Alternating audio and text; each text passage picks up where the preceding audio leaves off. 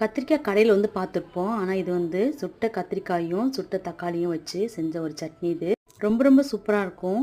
ரொம்ப ரொம்ப பழமையான ஒரு ரெசிபி. எங்கள் அம்மா அடிக்கடி செஞ்சு கொடுப்பாங்க எங்களுக்கு சின்ன வயசில். அதுக்கு முதல்ல கத்திரிக்காய் வந்து நல்லா சுட்டு எடுத்துக்கணும். அப்படியே நம்ம தக்காளியும் சுட்டு எடுத்துக்கணும்.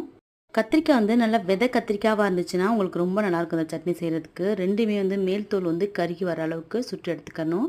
சுட்டு எடுத்ததை நல்லா ஆற வச்சுட்டு மேல் தோல்லாம் நல்லா பிரித்து எடுத்துக்கணும். நல்லா வெந்து வந்ததுனால நமக்கு தோல் வந்து நல்லா ஈஸியாகவே கலந்து வந்துடும். வந்து நம்ம சின்ன வெங்காயம் தான் சேர்க்க போகிறோம். அதில் உடம்புக்கு ரொம்ப ரொம்ப நல்லது, சம்மருக்கு ரொம்ப நல்லது. வெந்த கத்திரிக்காயை நல்லா ஆறுனதுக்கப்புறம் பிரித்து பார்த்தீங்க அப்படின்னு சொன்னால் பூச்சி தான் நம்ம எடுத்து போட்டுடலாம். சின்ன வெங்காயம் உங்களுக்கு ரொம்ப பிடிக்கும் அப்படின்னு சொன்னால் நீங்கள் ஒன்று பாதியாக நறுக்கி போடுங்க. வாயில் கடிப்பு வந்து ரொம்ப டேஸ்ட் நல்லாயிருக்கும். காஞ்ச மிளகா காரத்துக்கு கிள்ளி போட்டுட்டு ஒரு சில புளியை ஊற வச்சு புளி தண்ணியை ஊற்றிடாமல் அந்த புளி பல்ப்பை மட்டும் நல்லா புளிஞ்சு விடுங்க. எல்லாத்தையும் அப்படியே சேர்த்து பிணைஞ்சிருங்க. பிணைஞ்சிட்டு தயிர் சாதத்தோடு தொட்டு சாப்பிடுங்க. சூப்பராக இருக்கும். அதை விட பழைய கஞ்சிக்கு ரொம்ப அருமையாக இருக்கும். செஞ்சு பாருங்கள்.